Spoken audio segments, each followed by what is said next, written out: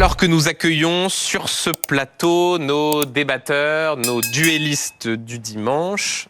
Bonsoir Robert Ménard. Bonsoir. Maire de Béziers. Et bonsoir Franz-Olivier Gisbert. Bonsoir. Éditorialiste au Point. Merci de participer à ce duel du dimanche.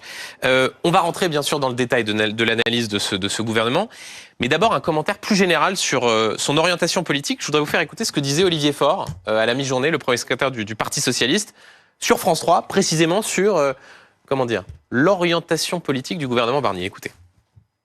Je vise tout simplement ce gouvernement qui est le plus à droite de la 5e. Vous vous rendez compte qu'on a là des femmes, des hommes qui ont expliqué, accepté le rapprochement idéologique avec le RN, qui ont durci la loi immigration quand elle est venue en discussion l'an passé.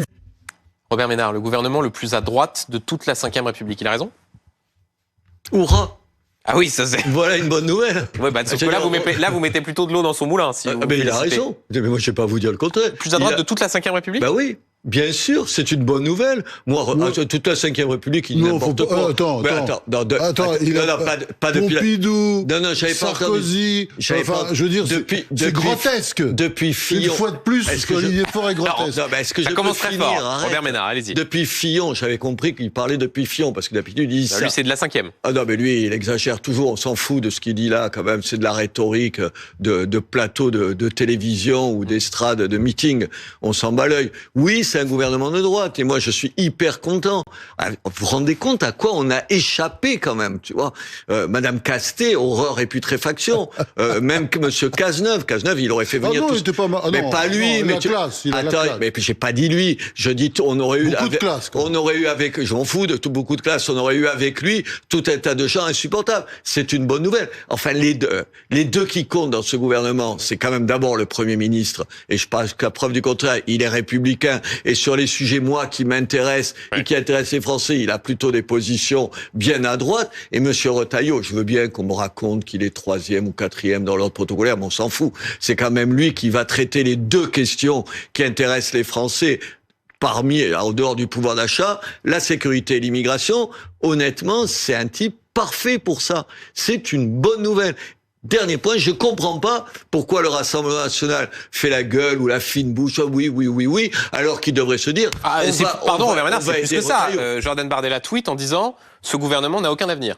Ouais, mais ça, il fait le malin. Il n'a pas d'avenir, ce gouvernement. Il va pas rester 20 ans. Il va pas rester très longtemps, ça va rester 1 an. Mais on parle de... un an, vous êtes optimiste. Un an au maximum. Moi, j'aurais tendance à dire 3 mois ou 6 mois, parce qu'à un moment donné, ça va s'énerver à l'Assemblée. C'est une connerie. Il devrait l'appuyer. Moi, j'étais même pour... Je comprends pas un parti, quand tu as Retailleau à la place où il est, qu'un parti qui dit ce que le Rassemblement national dit, tu vois, sur la sécurité et l'immigration, ils disent pas, on va l'aider à aller jusqu'au bout, on va voter avec lui, on va aller dans ce sens. Non. Pour revenir à Olivier Faure, je trouve toujours intéressant qu'on commente les déclarations de personnages comme ça, qui a perdu les élections internes et qui a décidé de rester, qui les a perdues, bien entendu. Il est patron du Parti Socialiste. Il a arrêté le comptage quand il était défavorable, il s'est proclamé élu. C'est ça l'histoire. Elle s'est passée comme ça. Bon. Et on considère, voilà, c'est normal. Mais ça n'est pas normal. Moi, je suis désolé. Il y a toujours des choses qui me scandalisent, comme des gens, genre, qui s'installent à des postes qu'ils ne devraient pas occuper. Il est député, patron, reconnu même par son opposition du Parti Socialiste. On va pas refaire le débat du Congrès de Marseille face à Nicolas Maillard. Il n'est pas représentatif. Et de toute façon, il dit toujours des choses, franchement, vraiment pas intéressantes. Franz-Olivier Gisbert, le gouvernement le plus à droite, non mais faut vraiment être l'équilibre à côté de ses pompes pour dire... Non, attends, depuis Fillon, c'est le plus à droite et c'est une bonne nouvelle. D'accord, ça d'accord. Voilà, on est d'accord. C'est très court. C'est pas l'histoire de la 5e République. C'est une bonne nouvelle. Ça fait 12 ans qu'on avait des gens qui n'étaient pas capables de dire ça. Robert Ménard, premier soutien du gouvernement Michel Barnier. Je ne sais pas comment il le prendra, mais voilà. C'est bien que... Franz-Olivier Gisbert. Je ne relève pas les bêtises. Lui aussi, il va être ministre, comme Jean-François Copé. Robert Ménard. Oui, moi, c'est pas le problème. Le problème, c'est que... Ça, quand on dit c'est pas le problème, c'est qu'on est candidat. Franz-Olivier Gisbert. Parce que vous êtes psychanalyste, vous, maintenant. Non. Où il y a un divan ici qui nous explique ce qu'on pense. Franz-Olivier Gisbert. On voit bien aussi les profils qui agitent le débat. Bruno Retailleau, Madame Laurence Garnier, sénatrice des Pays de la Loire, qui a pris un certain nombre de positions très conservatrices. Est-ce que, encore une fois, l'idée n'est pas de remettre en cause les personnes intuitives personnées, mais est-ce que les Français ont voté pour ce type de prise de position sur les sujets de société, qui sont des prises de position extrêmement conservatrices? Si vous êtes honnête, mais c'est vrai qu'il y a, J'essaye de l'être. dans le cadre de la trumpisation de la politique française ou de l'américanisation, vous avez un parti, et d'ailleurs, on peut dire tout le nouveau Front populaire, qui explique qu'ils ont gagné les élections et à la force d'être répétés, ces mensonges deviennent des vérités. C'est pas vrai. Copé l'a dit tout à l'heure très bien, il y a plus de députés LR, Macrono, machin, etc., que de députés NFP. Il y en a même beaucoup plus. Et le NFP, je vous signale, faut toujours le rappeler, n'a fait que vraiment un tout petit chiffre, il n'a même pas la majorité absolue, il n'a même pas le tiers des électeurs. Les Républicains, il a 27, ont 47 députés. Mais les Républicains, excusez-moi, ils ont la part du pauvre dans ce gouvernement. Ouais. Donc le NFP, il a fait... C'est quand même fascinant. Il n'a fait que 27,99%, c'est-à-dire il n'a même pas fait 30%, et on en parle comme le grand vainqueur. Non, c'est pas vrai. C'est un mensonge. C'était pas ma question. Ma question, c'est est-ce que c'est la droite lyonnaise conservatrice au pouvoir? Alors moi, je vais vous dire, les positions de Bruno Retailleau ou de Laurence Garnier sur ces sujets, je les ai pas partagées. Moi, c'est vrai que sur le mariage pour tous, j'étais pas du tout sur leur position. Et puis sur un seul... Bon... Simplement, franchement, là, on assiste à une espèce de terrorisme intellectuel effrayant de la part de la gauche, avec cette façon de répéter sans arrêt. Mais attendez, il y en a sans arrêt qui font ça, et qui étaient au gouvernement précédent. Je pense à Gérald Darmanin. Il est passé à travers les gouttes. C'est-à-dire, il y a toujours... On est dans un système où la politique devient de plus en plus stalinienne, et on jette l'opprobre sur des gens qui, de toute façon, appliquent les lois, qui n'ont jamais dit qu'ils étaient... Non, mais ils sont même pas pour le retour en arrière. Donc, en quoi c'est gênant? Ça, si vous voulez, c'est le signe que la France, si vous voulez, sur le plan démocratique, on est en train de reculer sur le plan démocratique. France, d'abord, je vous entendais tout à l'heure. Benjamin, il n'y a aucune honte à avoir été pour la manif pour tous. Mais enfin, qu'est-ce que c'est ce truc? Mais c'est pas gênant. Je veux dire, c'est quoi? C'est des grenouilles de bénitier? Mais vous rigolez ou quoi? Tu as le droit de trouver. Moi, je lui reproche pas ça. Bon, parce que d'abord, j'ai manifesté à leur côté. Et puis d'abord, non, mais toi, t'as pas manifesté. Mais personne ne dit de revenir en arrière. Personne ne dit de revenir en arrière. On a le droit d'être contre la PMA. C'est pas scandaleux. Qu'est-ce que c'est cette espèce de gauche qui va finir par faire que les gens, même de droite, s'excusent de ce qu'ils ont été. Robert Ménard, attendez, juste parce que là... Mais c'est terrible, la question est une question politique. Et y a-t-il un mandat des Français pour ce type de profil? C'est la question. Emmanuel Macron. Mais c'est pas vrai que ça se pose comme ça. Non, m'engueulez pas, je pose des questions. Non, c'est pas vrai que ça se pose comme ça. Personne aujourd'hui elles ne disent pas, ces députés, ces ministres-là ne disent pas maintenant, il faut revenir sur la loi et supprimer le mariage pour tous. Personne ne dit ça. Simplement, on est dans un monde où les types terrorisés, parce que vous êtes tous terrorisés par une espèce de gens de gauche qui vont regarder, tu sais, les CV, sociaux, tout ça, et qui reprochent un certain nombre de choses. Mais enfin, ils sont pas honteux. Moi, Laurence Garde, alors, attendez, pardon, vous pourrez aussi me faire le coup. Alors, parce que non, mais t'as pas entendu. Et Bruno Retailleau est l'une des personnes les plus intelligentes et les plus cultivées de la classe politique. Il faut le dire aussi. Alors, vous pourriez aussi dire, quand même, c'est un scandale. Il y a plus c'était des familles, le ministère des familles, maintenant c'est le ministère de la famille. C'est vrai que c'est un problème. Moi, ça me fait plaisir. Ça me fait plaisir. Et oui, ça me fait plaisir. Que l'intitulé soit celui-là. Je pense que c'est pas un hasard, et je pense que ça fait pas de moi un réactionnaire, insupportable, qui est le contraire d'un moderniste, une espèce de type qui sent le soufre et qui voudrait revenir au Moyen-Âge. Mais enfin, il faut arrêter. Mais on est dans un pays, t'as remarqué, les médias, les politiciens, même la droite a honte, elle a peur d'elle-même de dire qu'elle est de droite. Et c'est vrai qu'avec Retailleau... Alors là, pardon, mais enfin, j'ai pas l'impression que Bruno Retailleau, il ait peur d'être de droite ou de dire j'ai pas dit ça, c'est pour ça que je suis content que ce soit lui. D'accord, ok. Je suis content que ce soit lui. Mais t'as toute une partie de droite, on en a eu un exemple tout à l'heure, qui te dit tout le temps, ah, moi, j'étais pas là. Ah, moi, je faisais pas ça. Attendez. Alors, sur la question de la réaction politique, notamment dans ce qu'on appelle le bloc central. Écoutez ce qu'a dit Gabriel Attal, à ses députés. Je demanderai au Premier ministre d'affirmer clairement dans sa déclaration de politique générale qu'il n'y aura pas de retour en arrière sur la PMA, le droit à l'IVG, les droits LGBT. il a fait état, je cite, de désaccords de fond avec certaines personnalités qui ont intégré le gouvernement. Comment on peut dire ça? Parce que il a le droit de porter il fait de la politique à 2 balles. Ouais. Parce que quelqu'un, aujourd'hui, dans le gouvernement, veut revenir sur le droit des LGBT. Mais personne ne veut revenir. Quelqu'un veut revenir sur l'IVG. Personne. Ça veut dire que tu fais de la politique comme ça, tu roules les mécaniques, alors tu te crées des ennemis qui n'existent pas. Personne ne demande ça. Je vais être beaucoup moins énervé que Robert. Mais c'est vrai que sur le fond, je dirais, c'est quand même de la com. Parce que bien sûr, ces sujets-là ne sont pas sur la table aujourd'hui. Personne et à mon avis, parle. ne le seront pas parce que ce sont des sujets qui sont dépassés. C'est tout. Non mais alors, d'un mot, parce que vous avez l'air quand même de balayer tout ça d'un revers de main, le fait même que Laurence Garnier, qui était prévue à la famille, finalement soit arrivée sur un autre portefeuille, celui de la consommation, c'est quand même bien la preuve que même Michel Barnier a reconnu qu'il y avait un sujet. Mais parce qu'il y a une partie, pas parce qu'il y a un sujet, parce qu'il y a une partie de la droite qui a toujours besoin de temps en temps de mettre un genou à terre devant la doxa de la gauche en disant arrête, Robert, arrête, il faut se remettre dans le contexte, c'est-à-dire la composition de ce gouvernement, style 4e République. Alors, si elle rentre celle-là, nous, on se tire du gouvernement, je sais bien qu'il peut pas faire quelque chose. Mais moi, je trouve que c'est très bien. C'était dans la négo, et dans la négo, pour faire plaisir, il l'a mise là-bas. Et je suis ravi que ce soit Monsieur Barnier, parce que je pense que ce qu'il a dit sur un certain nombre de sujets, c'est une bonne chose.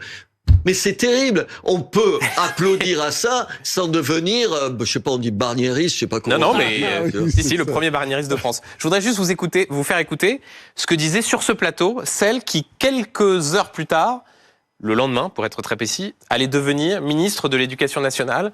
Anne Genetet, c'était sur le plateau de Maxime Souitek vendredi matin. Écoutez.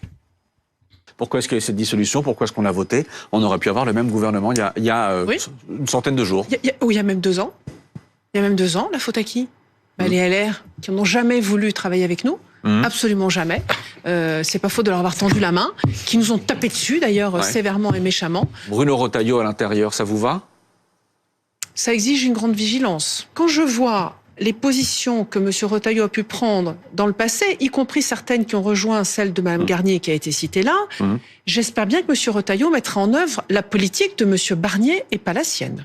Ça va être Ce qui est bien avec Benjamin Duhamel, c'est qu'il est toujours un peu taquin, parce que ça va être sympa elle aurait mieux fait de la fermer. Ça va être sympa le Conseil des ministres. Elle était chez qui? Elle était vendredi matin chez Maxime Souitek, et sans doute, j'imagine, à ce moment-là, pensait-elle ne pas appartenir au futur gouvernement. D'être Madame Spielbout, députée du Nord. Ouais. Et je sais pas ce qu'il y a eu, une petite, il y a une embrouille. Visiblement, tir de barrage. Non mais franchement, c'est un peu comique là quand même. Ah ben, elle va aller regretter, elle va demander pardon et tout ça.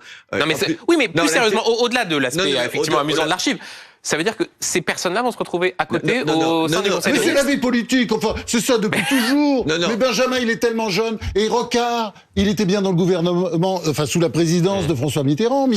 On a même fait son Premier ministre. Ils pouvaient pas se piffer, les deux. Mais ils ont travaillé ensemble. La question, c'est pas ça, Benjamin. La question, elle va être ministre de l'Éducation nationale, elle. Elle y entrave quelque chose. Comment? Elle y entrave, elle connaît quelque chose. Il faut lui parler, il faut sous-titrer pour les sudistes. Elle y connaît quelque chose.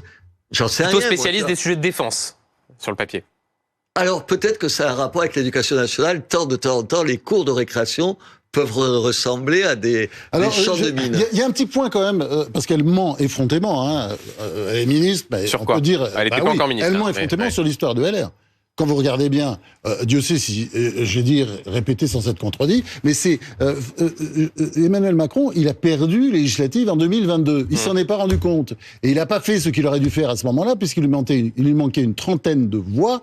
Il n'a pas fait une espèce de coalition avec LR. Parce que c'est évidemment, dans ce cas-là, au président de la République, ou au chef de la majorité présidentielle, de tendre la main et de le faire. Il l'a pas fait. Et donc les autres, ils sont restés à l'écart. Donc tout ça, c'est un affreux mensonge. La politique est faite de mensonges, vous me direz. Mais c'est vrai qu'à force de les répéter, je dis qu'ils deviennent de vérité. Plus sérieusement, ce qui compte quand même, c'est qu'ils réussissent, ce gouvernement. Non, mais attendez. Oui. On peut en penser ce qu'on veut. On va souligner les propos des uns et des autres, ce qu'ils ont tous dit. Tu as toujours dit des méchancetés de quelqu'un et après tu te mets à travailler avec lui. Parce que c'est la vie, mais pas que dans la politique. C'est la vie. Vous voulez qu'on parle des journalistes qui entre eux se disent du mal et après ils finissent. Ça n'existe pas, ça. Donc, voilà. Et après, ils finissent par bosser ensemble et s'embrasser sur la bouche. Il faut juste arrêter de donner des leçons au monde entier là-dessus. Ce que je veux dire, c'est que ce qu'il faut maintenant, c'est juste réussir un certain nombre de choses. Ils ont quelques mois pour réussir. Ils vont faire aucune. Mais attendez. Ce qu'on peut reprocher quand même, parce que tu dis ils ont quelques mois pour réussir, mais à ce moment-là, je rêvais, mais parfois je suis vraiment con, et je rêvais d'un gouvernement d'union nationale avec toutes les grandes gueules. Et je pense que si tu veux, Michel Barnier a quand même commis une erreur. Il va peut-être s'en sortir, j'espère pour la France, qui va s'en sortir. Mais je pense qu'il aurait dû mettre toutes les grandes gueules au gouvernement. Pourquoi ? Parce que nous sommes aujourd'hui sous la 4e République. On est revenu à la 4e République. Ça s'appelait le régime des partis. C'est comme ça que De Gaulle l'appelait. C'est tout à fait ça. Quand on voit la formation du gouvernement, ce sont les partis qui ont fait ce gouvernement avec Barnier, qui est un bon négociateur pour ça, qui a écouté les uns et les autres. Et c'est comme ça que ça s'est passé. Et si vous voulez, là, sous la 4e République, il y avait une règle, les emmerdeurs, les grandes gueules, au gouvernement. On préfère les avoir à l'intérieur qu'à l'extérieur. Mais France, pardon. Oui, je pose une question. Vous avez le droit. C'est autorisé. Non, parce que vous êtes très en forme, et plus je sens que l'énergie, comme en plus parfois vous êtes quelque peu aligné, c'est sur moi que revient toute l'énergie. Mais pas du tout. J'accepte avec beaucoup d'augure cette. On va pleurer sur votre compte. Oui, je pense qu'il faut. Non, mais sur la question, vous dites, Robert Ménard, il faut que ce gouvernement réussisse. On voit là ce que dit Madame Jeuneté, et ministre de l'Éducation nationale désormais, sur Bruno Retailleau. On a aussi Bruno Retailleau qui va devoir. Attendez, il va devoir faire équipe avec Didier Migaud, ministre de la Justice. Pas franchement quelqu'un de droite. Bon. On va avoir aussi Bruno Retailleau qui va être autour de la table du Conseil des ministres avec Madame Panossian, ministre du Travail, qui était opposée à la loi immigration, quasiment écrite par Bruno Retailleau. Non mais il y a quand même des gens au sein de ce gouvernement qui ne. Bah oui, mais d'accord, mais donc c'est un problème d'efficacité, non ? Non. Moi, ce que je pense, il y aurait un problème d'efficacité. Bien sûr, vous avez raison. On va pouvoir pendant des mois relever tous les propos des uns sur les autres. C'est pas l'intérêt. Aujourd'hui, est-ce que sur quelques points précis, on peut avancer ? Attal, Monsieur Attal, il a été combien de temps, vous savez tout par cœur pour ça, ministre de l'Éducation nationale? Il a été, je dirais, quelques semaines, quelques mois. Plus que ça. Je plaisantais. Quelques mois. C'est simple, de juillet à janvier. Donc voilà. Ça fait août, septembre, octobre, novembre, décembre, janvier, ça fait 6 mois. 6 mois. Il a proposé 2 choses essentielles. La baya, je te la dégage. 2, j'arrête avec l'invention du collège unique qui allait révolutionner les choses et qui a été un échec total. Moi, je leur demande d'avoir exactement la même méthode.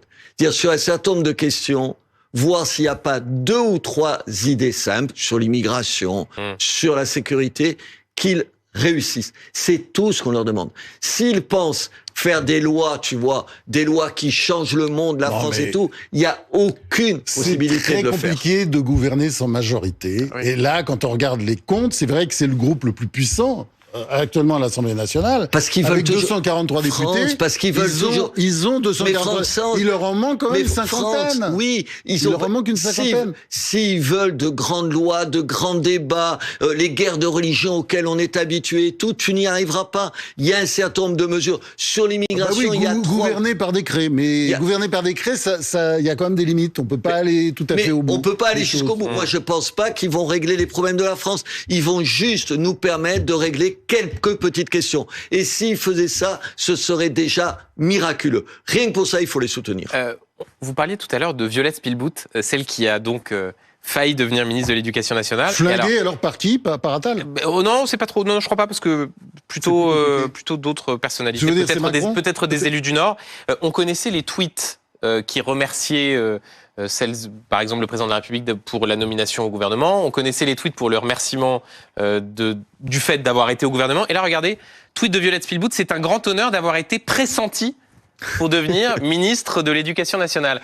Ça, c'est une nouvelle catégorie, c'est les messages sur les réseaux sociaux pour remercier d'avoir failli devenir ministre. Il y a beaucoup de vices là-dedans, c'est une petite perversité quand même. Dans ma question? Drôle. Non, dans le tweet, elle se marre. Non, elle se marre. Au moins, elle n'a pas pris ça mal. Je suis pas sûr. J'espère que c'est au second degré. Je suis pas sûr. Ah oui, mais je sais pas qui c'est, moi. Donc je la crois, connais pas, donc elle a bonne réputation. Tu espères pour elle que c'est au second degré et qu'elle rigole intérieurement, qu'elle lui fait un clin d'œil. Vous êtes mauvais aujourd'hui? Non, mais c'est quand même assez étonnant de voir effectivement quelqu'un qui a failli devenir ministre qui, de cette façon-là, affiche sur les réseaux sociaux. Si c'est au deuxième degré de l'humour, c'est plutôt amusant. Oui. Je veux dire, je suppose qu'elle n'est pas assez stupide pour faire ça au premier degré. Enfin, je sais pas qui c'est. Donc, vous savez, la moitié, je sais pas qui c'est, mais je pense que il y a la moitié du gouvernement dont je n'ai pas une idée de qui ils sont. Un peu plus. On Les parlait tout à l'heure, je du veux pas mais ça, faire la conversation privée, mais il y a beaucoup de gens. Mais ça, c'est pas un problème, ça, justement, que ce gouvernement soit composé majoritairement de personnalités qui ne sont pas connues du grand public. C'est ce que je pense profondément. C'est-à-dire, je disais, il aurait dû mettre toutes les têtes d'affiche du centre, de la Macronie, des LR, etc., tout ça ensemble. Il se serait d'ailleurs neutralisé. Je pense qu'il a eu un peu peur. Enfin, bon, c'est compliqué aussi parce que il ne voulait pas venir en général. Mais je pense que à ce moment-là, il aurait pu aussi installer des gens forts et puissants. Je pense à, par exemple, Villeroy de Galhau, le gouverneur de la Banque de France, gouverneur de la Banque de France, ou des gens comme ça. C'est des personnalités très fortes. Je crains que ça manque un peu de personnalités fortes. Antoine Armand, il a l'air très bien comme ça quand il parle, mais enfin, il commence son stage et ça, voilà, bon, ça va se faire encore aux frais du contribuable, mais il commence son stage et je suis pas sûr qu'il réussisse à la fin. Bon, même s'il est voilà. intelligent. Donc il s'agit donc, pour ceux qui nous regardent, du nouveau ministre de l'économie et des finances. Oui, mais qui est l'arrière-petit-fils de Louis Armand. De Louis Armand, qui est un grand immense résistant, PDG de la SNCF. Grand personnage du gaullisme. Je sais pas, honnêtement, qu'il soit connu ou pas. Je sais pas, je suis pas sûr contrairement à toi, que d'avoir tous ceux qui rêvent d'être en 2027 président de la République à l'intérieur. Est-ce que ça calme les choses? Du temps de la 4e République et aujourd'hui, il y a un truc il y a on est sous la 4e. Attends, il y a il y a une grosse différence, c'est lui la grosse différence, c'est les médias. Oui, c'est les médias. Les partis ont pris le pouvoir. Non, mais l'omniprésence des médias. C'est de notre faute. Non, mais j'ai pas. C'est toujours la faute des médias. J'ai dit que ça change quand même la donne et la façon de faire de la politique. Enfin, à part d'être aveugle, vous en êtes l'exemple même. C'est vrai que c'est la faute des médias. Non, mais c'est pas la faute des médias, mais c'est ça. Non, moi, ce que je pense, c'est que il aurait dû ouvrir. Il a quand même. C'est pas parce qu'il y a qu'est-ce qu'il est dans l'ordre protocolaire? Il est premier. Didier Migaud, oui. Premier, mais enfin, ministre de la Justice, garde des Sceaux. De gauche. Encore, il y a 15 ans qu'il était au PS, donc il a le temps d'avoir changé un peu. C'est-à-dire que c'est quelqu'un de gauche, mais qui n'apporte pas la moindre voix du côté du groupe socialiste. Moi, je pense qu'il fallait ouvrir à droite de LR. Le problème, c'est que les gens qui y sont ils sont tellement arrêtés sur leur position, ils sont tellement, ils pensent tellement, ils sont tellement persuadés que plus ils disent non, plus ils existent, plus ils sont populaires, qu'ils ne veulent pas en entendre parler. Moi, je pense que c'est de ça dont on a besoin. La France, elle est à droite aujourd'hui. Elle n'est pas forcément électoralement à l'Assemblée, mais elle est à droite. Les réactions, vous verrez que s'ils prennent quelques mesures sur l'immigration et les sécurités, il y en a quelques-unes à prendre sans être le facho de service, les gens applaudiront. Et les gens applaudiront, je te le dis, France, dans ma ville, même les mecs de gauche, ils applaudiront. Parce que ces questions-là d'insécurité et d'immigration non contrôlée, c'est pas une affaire de droite, c'est une affaire de tout le monde. Il suffit de regarder, on n'en parle pas assez en France, d'ailleurs, ce qui se passe en Allemagne avec les sociodémocrates qui sont des socialistes et qui ont pris des mesures très raides. Regardez ce que font les sociodémocrates au Danemark aussi, en Suède. Regardez partout, quoi. Regardez même en Italie. C'est quand même dingue. C'est pas des sociodémocrates en Italie. Non, attendez, pourquoi? J'ai remarqué que c'était pas les sociodémocrates. Je suis crétin, mais quand même pas à ce point-là. Soyez gentils. Il est terrible. Qui c'est qui est allé la voir, Madame Meloni? Qui est allé la voir? Le Premier ministre, lui. Keir Starmer, le Premier ministre britannique. Le Premier ministre, qui va la voir, elle, t'imagines, il y a quelques années. Le Premier ministre. Ah oui, puis alors le Premier ministre travaillait sur l'immigration aussi, lui. Non, mais, il va voir Meloni pour dire, tiens, elle a réussi à un certain nombre de choses. Ça veut dire qu'aujourd'hui, sur ces questions-là, c'est plus une question c'est une question tellement importante, où il y a tellement de choses à faire et de choses qu'on peut faire, que tu as plus la séparation droite-gauche. Non, je savais que Mme Meloni n'était pas... Oui, mais c'est bien qu'il y ait quand même quelques rappels. Ouais, mais c'est bon, on ne sait jamais. Voilà, on sait jamais. Mais il est toujours gentil. Non, mais juste sur cette question du gouvernement composé d'inconnus, il y a non seulement c'est des gens qui ne sont effectivement pas connus du grand public, mais ce qui est frappant, vous le disiez, Franz, c'est le fait que ceux que, je crois, Emmanuel Macron appelle les crocodiles ou les alligators, Gérald Darmanin, Gabriel Attal, Laurent Wauquiez... Ils sont tous à l'Assemblée.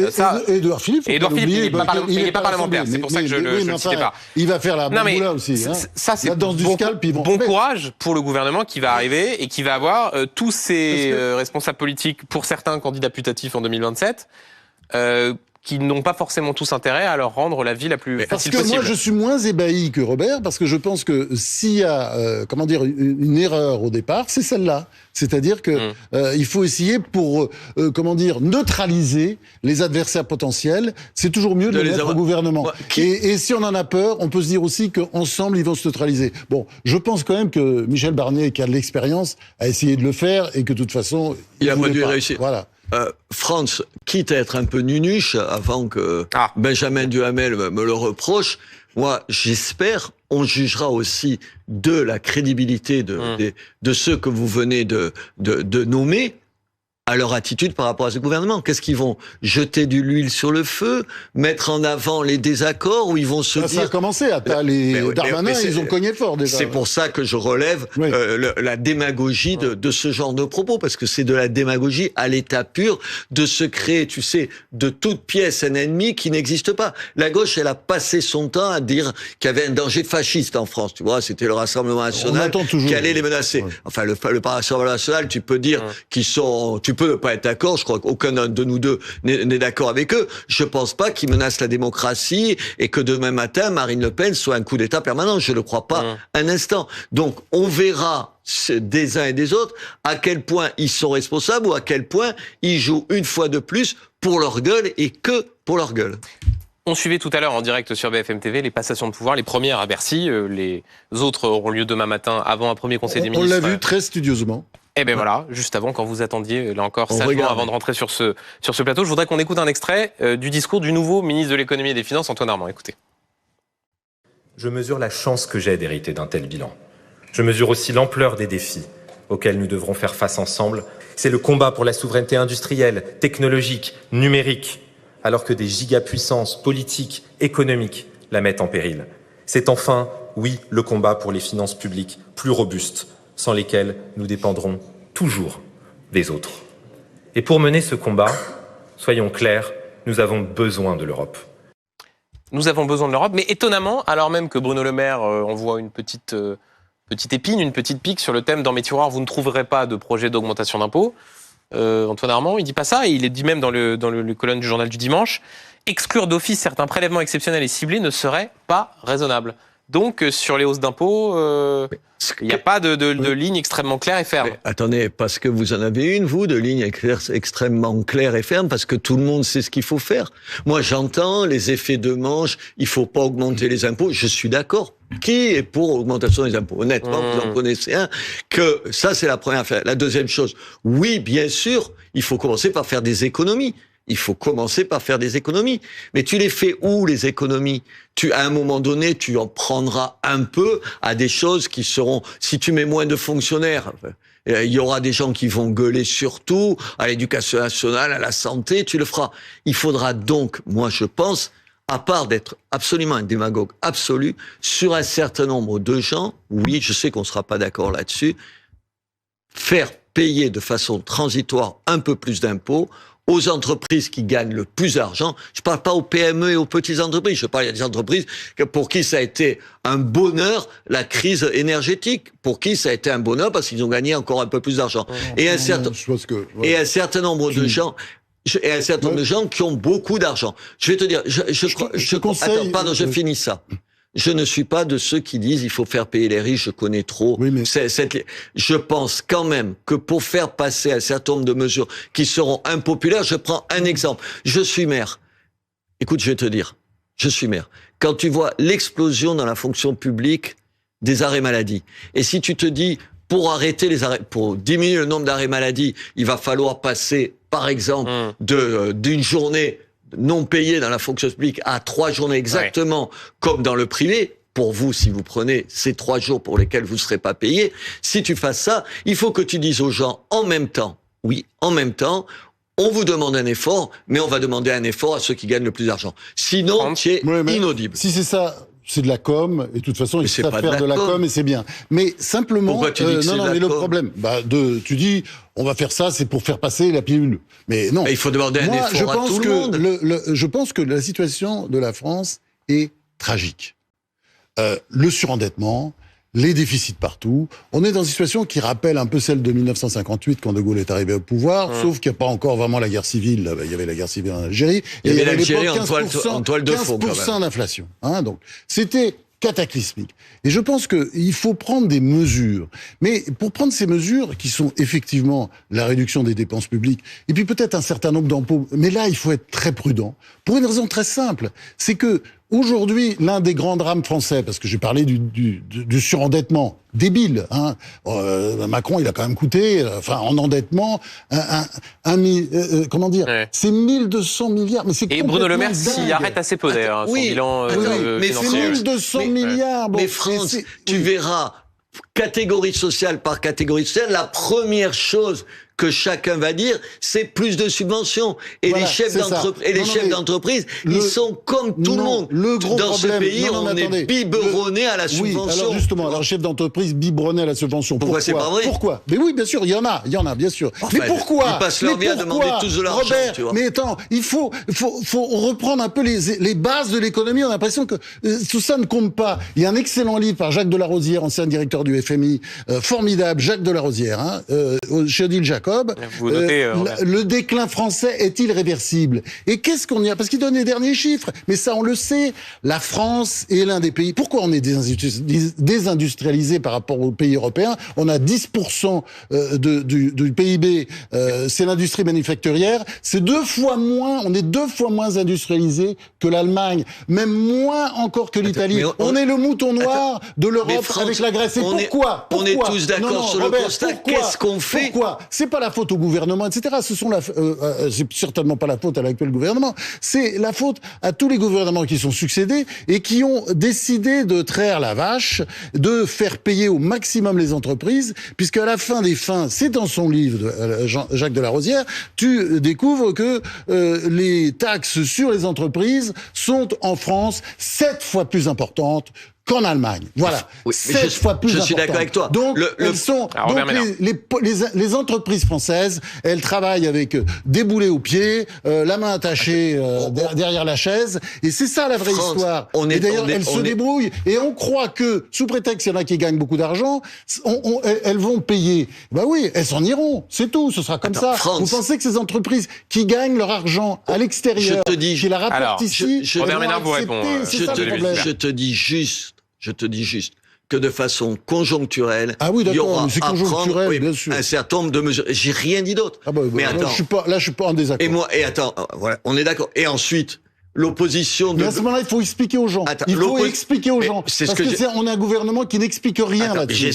Il dit pas que la situation est grave. Les oppositions du côté du Rassemblement national ou l'opposition du côté de la gauche, ce sera pire. Ce sera pire parce qu'alors, comme dépensier, comme subventionneur professionnel, ça sera pire. Non, mais pourquoi t'es pas d'accord? Ça touche à la débilité quand on dit qu'on va faire 100 milliards de dépenses supplémentaires. Donc, la seule chose que je dis, il faut une cure de réalisme. Une cure de réalisme. Oui, bien sûr. Mais ça, c'est de la pédagogie. On n'est pas la crise financière qui nous mettra à nous, la crise financière qui nous guette. Et pour faire ça, il faut arrêter de mentir aux gens. Il faut juste arrêter. Messieurs, il nous reste encore quelques minutes. Regardez la réaction de Jordan Bardella hier soir, le président du Rassemblement national, qui dit donc, on en parlait tout à l'heure, que le gouvernement n'avait pas d'avenir.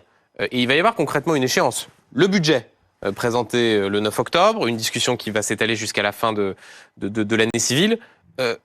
Concrètement, ce gouvernement, dans 2 mois, il tombe. Parce que comment on peut imaginer une seconde, le Rassemblement national, valider un budget où il va falloir faire des milliards d'euros d'économies? Mais on verra si c'est, comme ils le disent, un parti de quasi-gouvernement. Parce qu'à un moment donné, tu peux pas faire toutes les promesses. Je suis un peu optimiste. Ils peuvent s'abstenir. Tu sais pourquoi je suis un peu optimiste? Parce que rappelez-vous les dernières semaines de campagne des législatives. Vous avez vu le nombre de promesses qui avaient été faites par le Rassemblement national sur lesquels ils sont revenus. Parce que plus t'es proche du pouvoir, tu te dis quand même, je vais pas dire n'importe quelle bêtise qu'on me reprochera 15 jours après. Et ils se rapprochent. Et voilà. Et comme ils se rapprochent, j'espère qu'ils sont assez raisonnables pour se dire que tout ce qui va dans le bon sens, on appuie. Alors vous pouvez me dire que ça, c'est encore un truc de bisounours, que ça arrivera pas. Alors, je vous le dis avant que Mais attendez, sinon tu désespères, sinon tu arrêtes de faire de la politique. Si tout le monde n'est que dans des jeux de rôle, si tout le monde n'est que dans le cynisme, si que tout le monde ne pense qu'à sa propre boutique, on va arrêter. Mais dans des périodes comme ça, je le répète, on a besoin tous, je pense, on rêve d'union nationale, c'est-à-dire même d'un gouvernement où il y aurait 4-5 personnes de gauche en plus, mais moi, j'ai rêvé de ça. Vous avez rêvé j'avais rêvé qu'il y ait des gens de gauche dans le gouvernement. Et qu'il y en ait quelques-uns, parce qu'il y a des gens raisonnables, et qu'il y ait des gens de gauche, c'est Manuel Valls, c'est Ségolène Royal. Je suis pas sûr que Ségolène Royal soit la plus raisonnable du monde. C'est pas ça. Il y a des gens, on parlait de Cazeneuve et tout ça, il y a des sociodémocrates que je connais qui sont déjà absolument convenables. Stéphane Le Foll, le maire du Mans, il faut pas rigoler. Quelqu'un de formidable. Et du côté de la droite, j'espérais qu'un certain nombre de gens à la droite de la droite jouent la France contre leur parti. Alors vous pouvez me dire qu'ils le font jamais. Honnêtement, sur le bon sens, on peut réunir les gens. Regardez la cote de popularité en ce moment de Barnier. Elle est juste qu'on se dit, ce type, il est pas, pardon de le dire devant vous, c'est pas un perdreau de l'année. Il se dit, il a plus de 70 ans, finalement, ça peut être une qualité. Il a une bonne tenue. Il n'insulte pas les gens comme le font la France Insoumise dans l'hémicycle. Il a une carrière, ce qui apparaissait un défaut parce qu'il fallait absolument sortir de la société civile. Il n'a pas de casserole, ce qui est très rare. Voilà, tu te disais tout ça qui était autant d'espèces d'indices d'un type dépassé par les événements. D'un coup, les Français se disent peut-être qu'il peut jouer un rôle positif là. Et en plus, s'il le fait pendant même un an, ce sera positif. Arrêtez d'être cynique tout le temps. Quand on dit que Michel Barnier a choisi qu'il n'y ait pas de poids lourd au sein du gouvernement pour ne pas lui faire d'ombre, vous pensez qu'il pense déjà à l'élection présidentielle, Michel Barnier, ou pas? Je pense pas, parce qu'il n'est pas si bête. Je pense qu'il sait qu'il y a énormément de coups à prendre. Il y a des gens intelligents qui pensent à l'élection présidentielle, non? Il sait qu'il y a énormément de coups à prendre. Je pense qu'il va essayer de faire les choses au mieux. Je pense que s'il les a pas pris, c'est vrai qu'il lui aurait fait de l'ombre, mais en même temps, il s'est peut-être pas battu suffisamment pour dire à Attal, c'est-à-dire les coincer publiquement, c'est-à-dire en disant, voilà, Édouard Philippe, je vous sollicite, etc. Ça les aurait mis un peu en difficulté. C'est-à-dire pourquoi? Parce que dans ce moment important de la France, parce que, je veux dire, avec les menaces de crise financière qui pèsent quand même sur notre pays, et il y a beaucoup de couillons comme Robert et moi qui rêvent d'union nationale. Peut-être toi un peu moins que moi. Moi, j'aime bien même un peu plus de gauche, tu vois.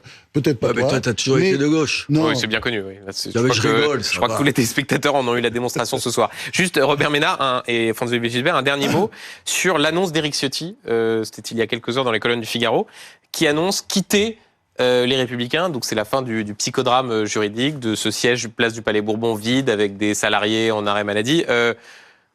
Bon, qu'est-ce que ça vous inspire? Il faut quand même revenir sur Éric Ciotti qui pendant plusieurs années a rêvé de devenir ministre. Qui fait un choix de rejoindre Marine Le Pen et qui la voit tous ses copains de devenir ministre. Dans 2 ans. Hein. Attendez, honnêtement, alors les bisbilles chez les Républicains, honnêtement, en un mot, je m'en contrefous comme absolument tous les gens qui sont pas républicains. Que leurs histoires de propriété, je t'amène les clés, il faut que j'aille chercher la concierge. C'était une fausse histoire, c'était évident qu'ils ne pouvaient pas rester à la tête du parti. Et il les a bien embêtés, je pense. Il les a emmerdés. Mais là, tu vois, c'est leur règle. Moi, ce que j'espère, c'est qu'il ne sera pas dans la vraiment qu'il ne pense pas ce qu'il est en train de nous dire, où il condamne d'avance un gouvernement qui est composé. Retailleau, c'est quand même pas la gauche des Républicains. Enfin, à part de tomber sur la tête. Tout à l'heure, on parlait de Laurence Garnier. C'est quand même pas la gauche des Républicains. Il devrait applaudir. Il devrait dire, mais s'il a vraiment envie, s'il est vraiment attaché à ce pays, et je ne veux pas en douter. Il dit, mais chaque fois que eux prendront une bonne décision, ils peuvent compter sur moi. Oui. C'est ça qu'il faut qu'ils disent. Mais attendez, parce que Franz, il est à contre-temps. Il a fait un choix stratégique de rejoindre Marine Le Pen, pensant que Jordan Bardella gagnerait les élections législatives et qu'il serait Premier ministre. Ils ont perdu et il voit ses amis rentrer au gouvernement alors même que lui rêvait d'être ministre de l'Intérieur. Franchement, dans la position où il est, il doit pas être très malheureux parce que il doit se dire, ça va peut-être bientôt arriver. Ouais. Oui, donc je pense qu'il n'y a pas de panique. Je pense simplement qu'il y avait eu du cinéma. D'ailleurs, une partie de la presse a marché dans cette histoire. C'est évident qu'il ne pouvait pas garder ce parti et qu'il devait repartir à un moment donné parce que ça ne tenait pas la route 5 minutes. Quoi. Je veux dire, il pourrait être une espèce de passage, tu vois, entre les gens aujourd'hui au gouvernement et Marine Le Pen. C'était quand même ça. Ouais, il peut avoir ce rôle. Est-ce qu'il va la voir? Est-ce qu'il en a envie? Est-ce que je sais pas. Moi, je le souhaite, mais en même temps, on verra. On verra. Moi, j'ai juste. En tout cas, vous, soutien du gouvernement Barnier. J'ai pas dit. J'ai juste envie. Mais c'est vrai, franchement. Attends, j'ai juste envie qu'il gagne. Il faut que ça marche quand même. Mais alors, oui. Je regrette. Mais c'est notre pays quand même. Il y aurait eu un peu moins de macronisme. On est dans une mauvaise phase. Il y aurait eu un peu moins de macronisme. Je m'en porterais mieux. Mais je fais avec ça. Aujourd'hui, je me dis, il faut qu'il réussisse. Merci. Voilà. Merci, messieurs. Merci, Robert Ménard. Merci, Franz-Olivier Gisbert, d'avoir participé à ce duel du dimanche.